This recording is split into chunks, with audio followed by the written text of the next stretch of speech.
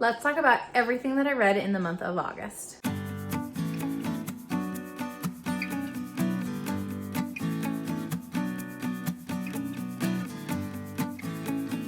Hello, my name is Emily Crow from The Cozy Crow and welcome to my YouTube channel. Today we're going to be talking about the 10 books that I read in the month of August. And in general, I had a pretty good reading month.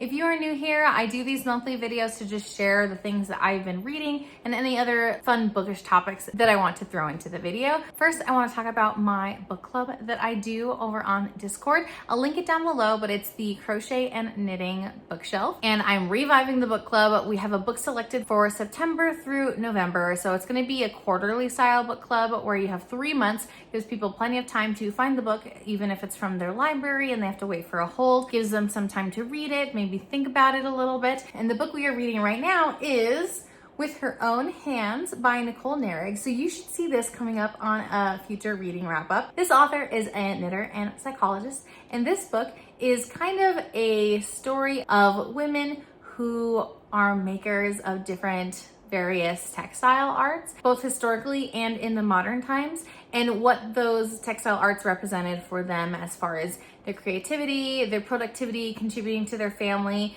to their own internal wellness, as well as in some cases acts of rebellion, which I think is really cool. So I'm really excited to dive into this micro history of the textile arts for women and what it has meant for them in different cultures and different time periods. And I'm so excited that the author has reached out to me and wants to participate in our discussion. I'm not exactly sure when our discussion will be, but it will be towards the end of November or beginning of December. So once hopefully everyone has had a chance to finish the book and the author, Nicole Narig, will join us for that video discussion, whether it's on Instagram Live or whether we do some other type of video call format. I'm still researching, so you'll have to let me know if you have any recommendations, but I'm so excited to be able to read this book and talk about it with the author and with all of you. So definitely make sure if you are interested to join the Discord so you can start chatting with us about this book. Since that's the only bookish news going on, we're just gonna move right into my statistics for the month. So like I mentioned before, I read 10 books.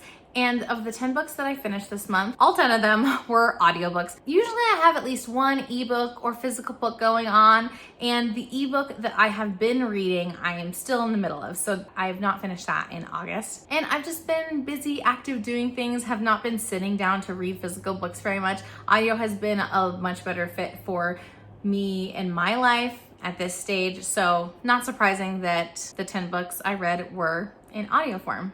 Though one of them was 30% of it was ebook and the other 70% was audiobook. So I counted it as an audiobook, but I did some other reading. It was not just through my ears. When we take a look at the genres that I read 3 fantasies, 3 romances, 1 nonfiction, 1 literary fiction, 1 mystery, and 1 horror. So a little bit of a good spread going on there. I think that as the weather cools down, hopefully it's still 90 degrees here in Utah right now. As the weather cools down for the fall, I'll definitely be feeling the mysteries and horror and fantasies a little bit more. I'm not really into the romance right now. During this season of the year, I'm just not feeling it. So if you have any good fall romances, let me know. My average star rating when I take all 10 books and what I rated them on Storygraph was 4.18 stars, which is pretty good. And while I will talk about my lowest rating and my highest rating, my low ratings were not that low. Again, for the second month in a row, I've had some pretty decent reading this month. My lowest read of the month was House of My Mother by Shari, Franke,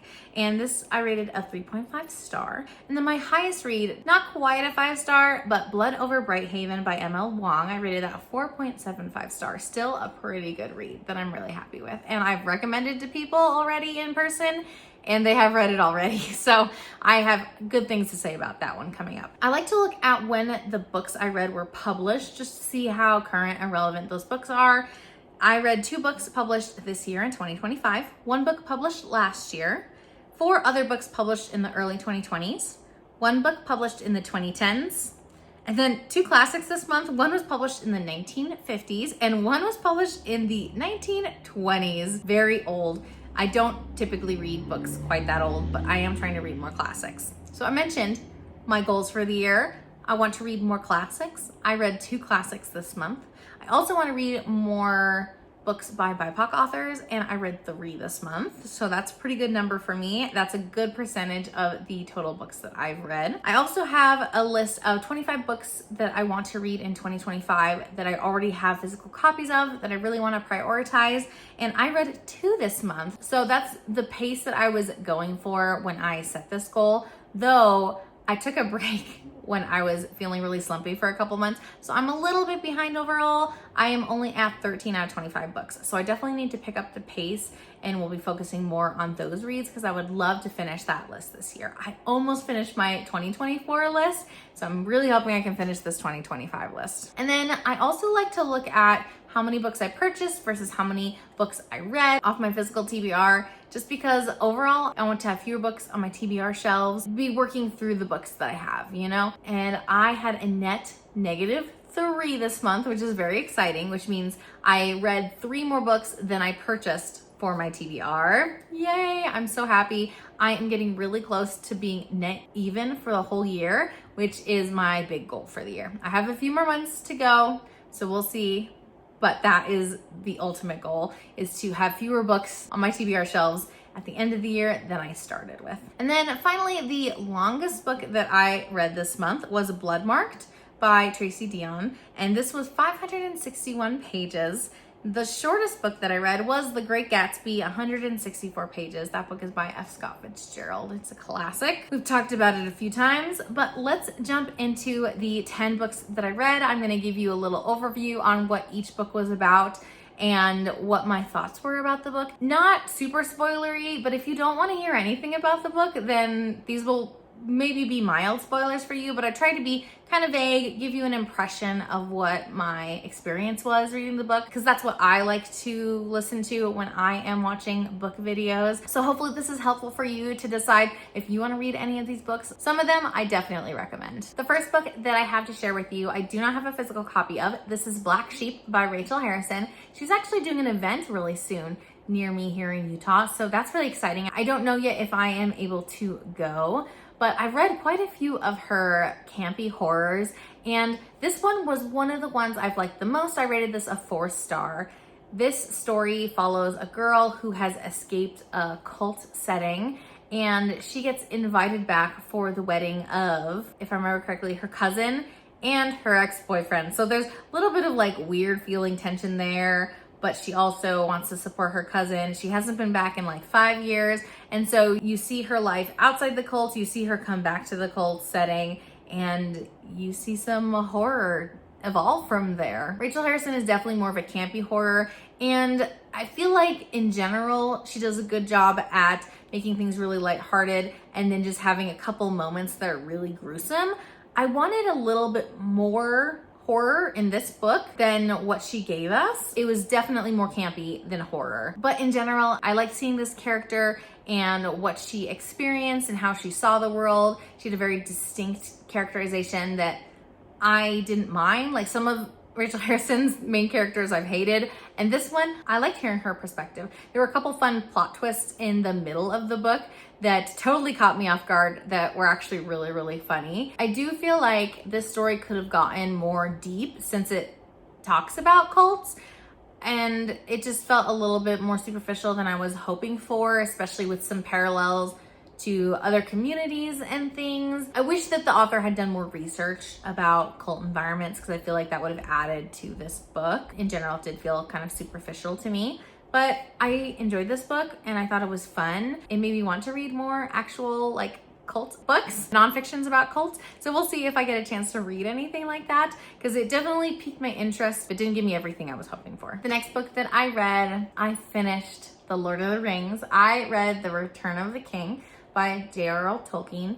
And while I like this better than the second book, I didn't like it as much as the first or as The Hobbit, just in the pacing and the story of it all, but I still rated this a 4.25 star. I've mentioned it before on my channel, but the reason that I really wanted to read The Lord of the Rings, because I had never done it before, is because I was watching the extended versions of the movies, and Faramir and Éowyn, they were like a little love story, just was so tender, and we only got like a little sprinkle of it in The Return of the King.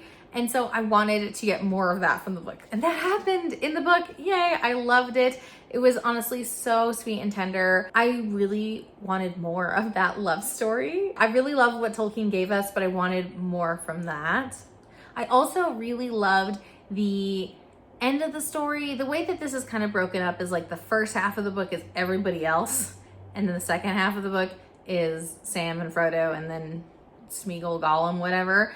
I wish the pacing was a little bit different, but that's kind of true for all of the books in this series, but especially the second and third book. I really love the very end of Sam and Frodo's journey up the mountain, and just there's so many powerful sentiments and lines that like made me tear up. And then when I watched those parts in the movie, I watched the extended editions again with my husband, kind of in conjunction with reading these books, but I finished this book before we finished Return of the King. So having been reminded of the book during the movie made those moments even more powerful, since I really felt like I understood those characters. Like when Sam says, I can't carry the ring, but I can carry you.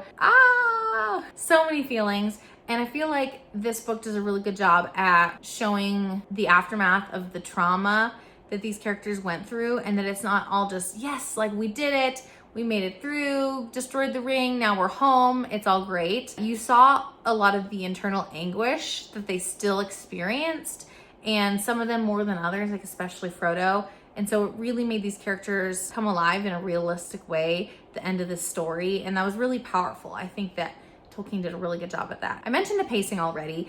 There's just, some more interesting fast pacing, and then there's other parts that are really slow. I really don't like having everyone else's story told first and then Sam and Frodo's story after that. I wish it was more intermixed, kind of like it is in the movies. So I had issues with the pacing, not quite as much as the second book, but still definitely had issues with it. I just feel like there were so many unnecessary things in here that took away from the story. Like after they've destroyed the ring and the hobbits head back to the Shire, there's like bandits running amok that they have to deal with. And I was like, come on, like they've already dealt with so much. Like why are there bandits here? Other than proving that the world as a whole was in shambles and not just their world and their adventure was in shambles. Like even back home was in shambles. I don't know. It just like didn't really add anything, and it felt like it took forever to deal with that plot point, and I just didn't care anymore. I was like, they got rid of the ring. They need to go home and be well. I also didn't read the appendix. It's quite long. It's like that much of this book.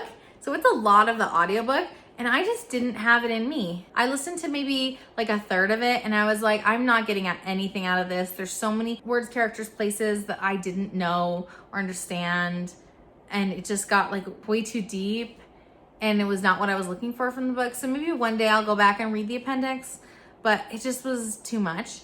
And I really was thinking about continuing on in Tolkien's work to really immerse myself in this world, and I don't think that's the best fit for me. Like I enjoyed it, but I think that it would feel similar to reading the appendix for me.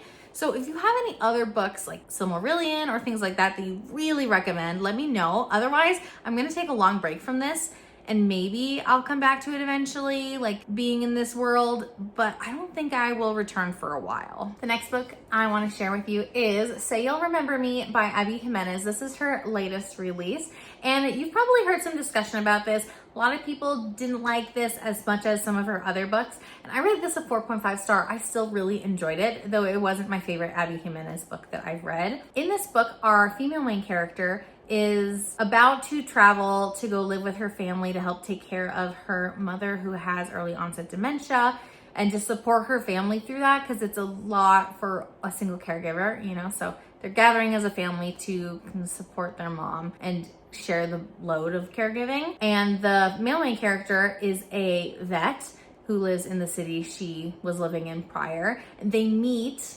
and have one date before she travels home to go live with her family for an indeterminate amount of time. They really hit it off, and they have a really great connection, and then all of a sudden they're thousands of miles away, and so they're trying to figure out, can we still be a part of each other's lives? To what extent we can we make a relationship work? And kind of how things evolve, trying to figure it out. Also, while she is dealing with a lot of stress and strain in her family life, and trying to come to a better like equilibrium with helping her mother and supporting the rest of her family through this hardship. So it's definitely more of a down mood in general, and things are just hard. I really love these characters. They really came alive for me. Abby Jimenez did a great job at making them super relatable and real, but also unique from other characters in other books. So I will say it kind of was annoying that apparently what's-his-face looks like Rhysand from ACOTAR. That was mentioned like 3 times in the book, and that was excessive. But in general, I really liked getting to know these characters. Their struggle with long distance was understandable, and the conflict felt really realistic in that sense, but it got kind of old because the conflict never progressed, because like the issue was still the same, and the way that the characters handled the conflict sometimes made it worse even, you know, their lack of communication. I think it was a little frustrating to see, but I also really was rooting for them the whole time. And the whole book was just really heartfelt. And as someone who is in healthcare, I feel like Abby Jimenez did a really good job at portraying dementia and the strain that it has on the family. And so I feel like she did a really good job in her research and in portraying that on the page. And so I would consider it a trigger warning. I know someone who her mother is in a care facility because of her early onset dementia, and that friend had a hard time reading this book because of that. So it is really poignant and heartfelt, but that can make it hard if it's a little bit close to home. I had a whole slew of 4-star reads in a row, and this is another one I want to share with you. This is Nora Goes Off Script by Annabel Monaghan. I'm not sure how you pronounce that, but this has been on my TBR for a while now. And I read one of this author's books a month or 2 ago, just because that's what came available on my Kindle. I enjoyed it enough that I was like, you know what? I'm still gonna give this one a try. I like this one more than that other book that I read. I rated this a 4.25 star. I have liked that Annabel Monaghan is telling more fiction stories, growth in the main character stories, with kind of a side of romance, an entree of character growth with a side of romance. There we go. Some people call it women's fiction. I honestly hate the name of that genre because we don't call other fiction men's fiction. It's just another way to gender things, and I don't like it. This is mostly a fiction story with some romance in it, with quite a heavy romance subplot, I would say. Nora is a screenwriter, and she writes a screenplay for a movie that is inspired by her disastrous relationship with her now ex-husband. I think she's not quite settled from that trauma, but she's in a good place with her kids, with herself, with her work. She is trucking along and doing well for them. You know, doing the best that she can, but she's doing a good job. And the movie crew comes to film at her house because she has this cute little tea shop shed type thing in her backyard. Adorable environment. I really love the setting that this author told. The main character that is cast to play her husband in this movie is a really famous actor, and he ends up staying behind as the movie crew leaves, and he just wants like a taste of normal life outside of Hollywood. She decides to put up with him for a little bit and encourage him, and they get close as friends, and then eventually something more comes out of it. And while I really loved the growth that Nora had, and also the change of our feelings for this male main character, he definitely came off as kind of annoying at the beginning of the book, but as you got to know him better, your heart really warmed up to him throughout the book. I really love that. But there's some conflict in here that is totally caused by miscommunication, and it's really frustrating to read about. And then the conclusion of like why this miscommunication happened or how this came to be was not super satisfying, and I was just a little frustrated. Like at the end I was like, oh, like it was supposed to be a really good reason for this issue, this miscommunication that they had, and it wasn't even that good of a reason in my opinion. So that's why I rated it the way that I did. There are things I really, really liked about it. I definitely want to read more from this author. And I really like that her books tend to be on the shorter side of romances, so it was a nice and quick read. But have I said how much I love Nora as a character in this book? I loved seeing her growth where she was. I loved who she was at the beginning of the book, but also throughout the book and at the end too. I just loved everything about Nora. The next book that I have to share with you is my favorite read of the month, and this is Blood Over Bright Haven by M.L. Wang. This is a standalone fantasy that has a really unique magic system where it's kind of inspired by coding almost. The mages who train to do magic use this typewriter-like thing to kind of type out codes of what kind of spell to cast on which item for certain conditions and things like that. It's a very interesting magic system, just the way it's set up, very coding focused. And this society uses magic to power everything, basically, to power their lights, to heat up hot water, things like that. But also you can do it for more abstract ideas as well. And Sayona, our main character, this society is very misogynistic and sexist. She is selected to try out, to audition, I guess, to campaign for a spot as a high mage, and they only offer this opportunity to one female every like 10 years,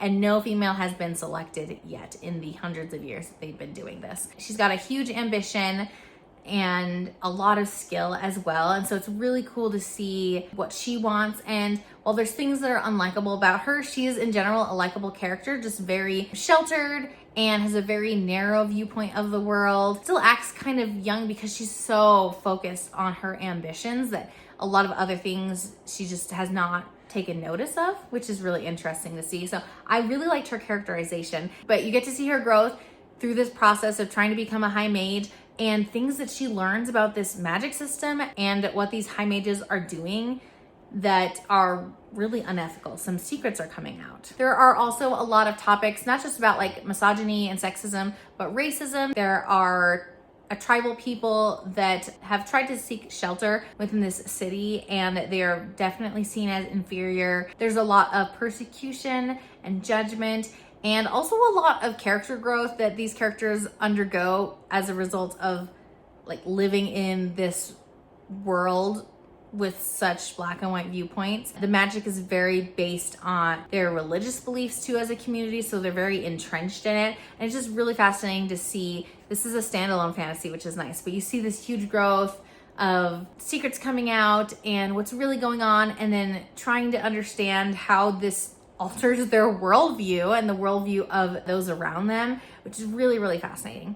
I really loved this and how unique it felt, had me on the edge of my seat. I did feel like it was a little bit heavy-handed in the messaging and the themes, to the point where it just got really old. Like, okay, like another misogynistic comment from this other high mage. So it just got a little frustrating, like how heavy-handed it was. And I think I would have appreciated a little bit more subtlety in those themes in our day and age. But I really loved the characters, the growth that they had, the experience that they had. I think that the pacing of this book was really, really good for a standalone. I think that it was great, and I am definitely looking forward to reading more from M.L. Wang. The next book that I read was A Treacherous Curse by Deanna Raybourn. This is the third book in the Veronica Speedwell series, and they're just such a good palate cleanser. I really need to pick up my pace reading because I think there's like 9 or 10 books out right now, so I need to keep going on this. But I really enjoy getting to see more of Veronica and Stoker, the mysteries that they solve. It's in a historical time period in, I think, the late 1800s, but I can't quite remember. Oh yes, 1888, I'm good. And it's such a slow burn romance too, which is so delicious. Veronica is such a unique character that has a lot of spunk, but she also still kind of seamlessly fits in with her society, even though she's a kind of an odd duck within society too. You know, she doesn't feel like she is a modern woman. She feels like she is living in the 1800s still, even though she is her own person. In this story, you learn more about Stoker's backstory and his previous relationship and previous friendships that have gone awry. And you also get to learn about Egyptian artifacts and a mystery going on with artifacts going missing and some people from the dig site going missing, and trying to figure out what's happening there so that Stoker isn't indicted for what happened, since he has a past connection with the person that has gone missing. So he might be guilty. Like I said, this is fun. It's a good palate cleanser. It's a pretty good mystery story. It has cozier vibes, but it's not a cozy mystery in that There are barely any clues or red herrings, and the story is not very interesting. It's all about vibes. Like, this definitely is still a mystery. This one felt a little bit more predictable than the other couple I've read, but I still really enjoyed it, and I rated this a 4.5 star. Another classic that I read this month was The Great Gatsby by F. Scott Fitzgerald. I, in fact, have never read this book before. A lot of other people read it in high school, and the literature classes I took in high school were mostly international focused. And The Great Gatsby takes place in the Americas in the 1920s, so didn't quite suit the high school English classes I was taking. But this is a really short book, honestly. It was a really quick audiobook, and so that was really nice. And this story follows some characters in high society in New York City in the 1920s. Gatsby is someone with some new money, and, you know, he's inviting people to his house, having all sorts of parties, blah, blah, blah. You follow some other characters, specifically his neighbor. You kind of see the world through the neighbor's eyes. I think he's working in bonds or something. So he's up and coming, but he comes from a wealthier family, but he's still trying to build his own personal wealth. And Tom and Daisy are definitely like high society, have lots of money kind of thing. So you get to see these relationships and interactions of all these people in high society in the 1920s, learning about the American dream and if it's in fact a reality for people, especially when there's a lot of judgment for Gatsby because he comes from new money versus someone who comes from older money in this society. And so it just makes you think about the implications of the American dream and, like, is it or was it ever truly a dream that was possible? There's some drama, there's some infidelity, there's some death. It's pretty exciting how much happens in this little book. And in general, I really loved the author's writing style. Like, I had a really good time listening to Fitzgerald's voice, and so I would love to read more from him because I just really liked his writing. I do feel like maybe this book was too subtle for me. I know I read a book that was not subtle enough, and now this one's too subtle. Like, am I too picky? But a lot of the themes I feel like went over my head. Maybe I would have gotten more out of it if I could have had like discussion groups in high school with others about this book. But I feel like because we are, 100 years removed from the contents of this book, a lot of the messaging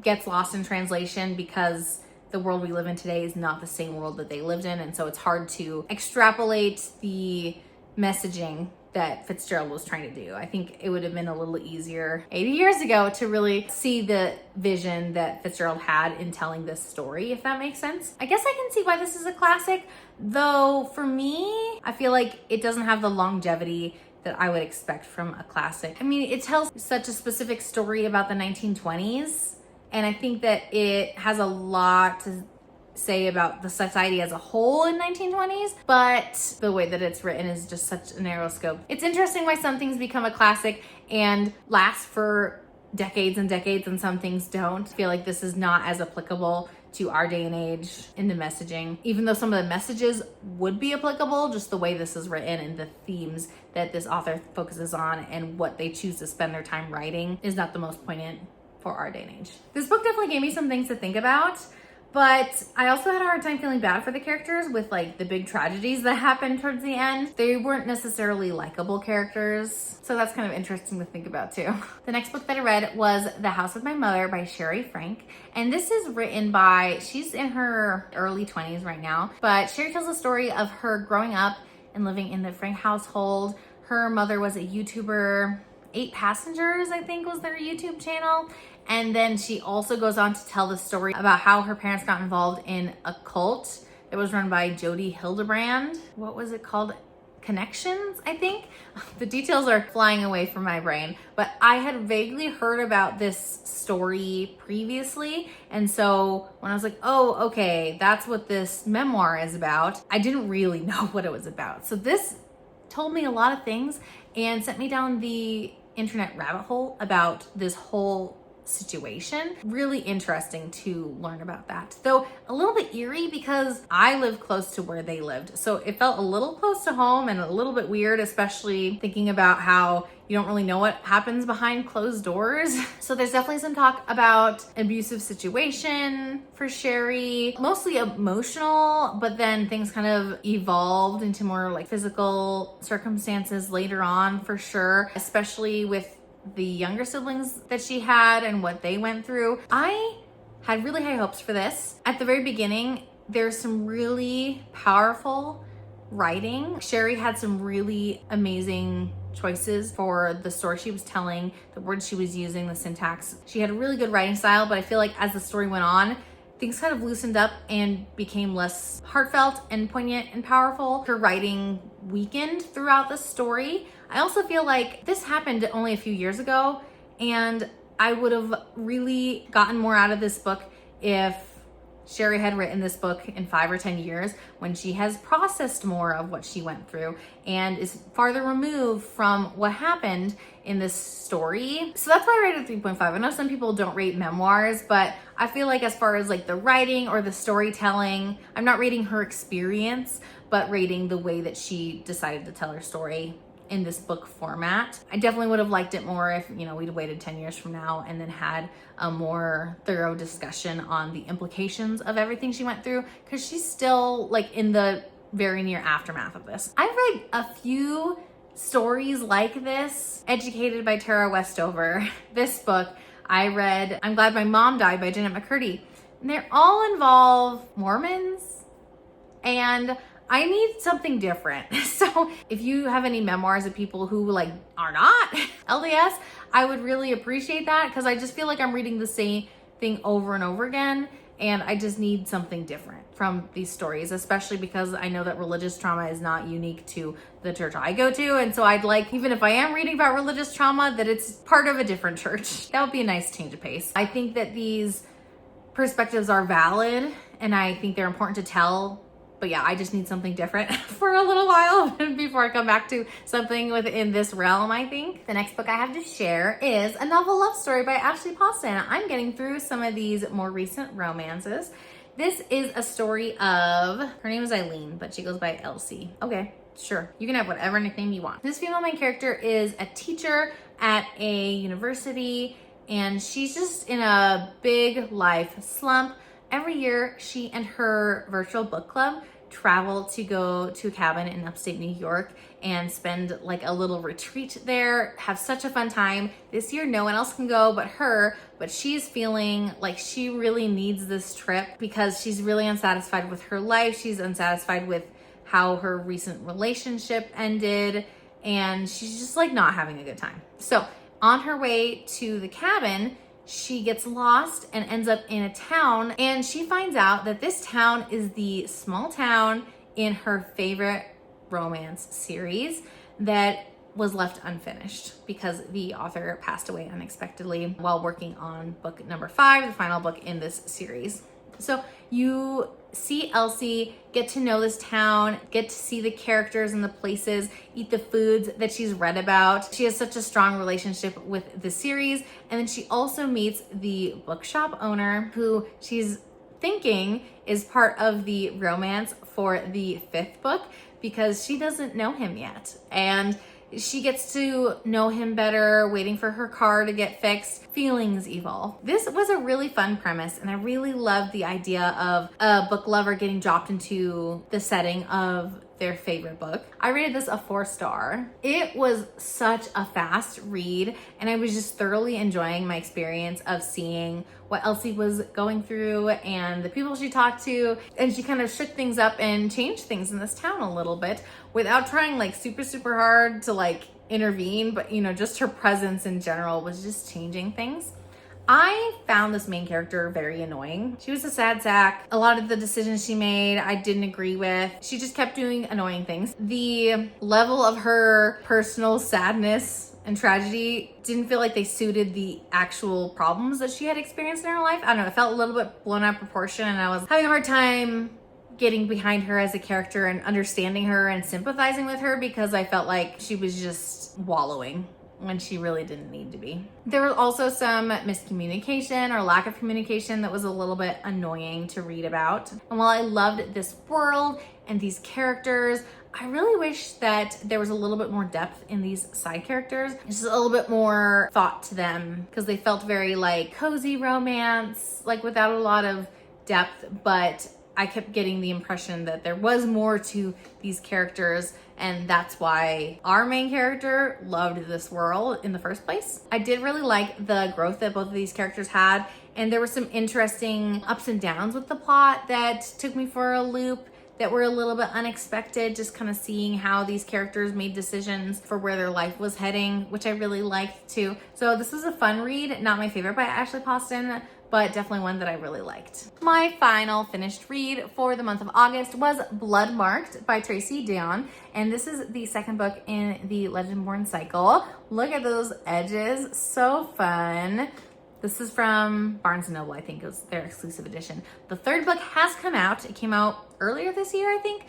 And there's gonna be a fourth book, which is disappointing. So I'm trying to pace myself with reading these. They are very long. This was my longest book of the month. It felt like it took forever. It was a 23-hour audiobook. And so that's why I read a third of it via ebook, and then my hold ran out.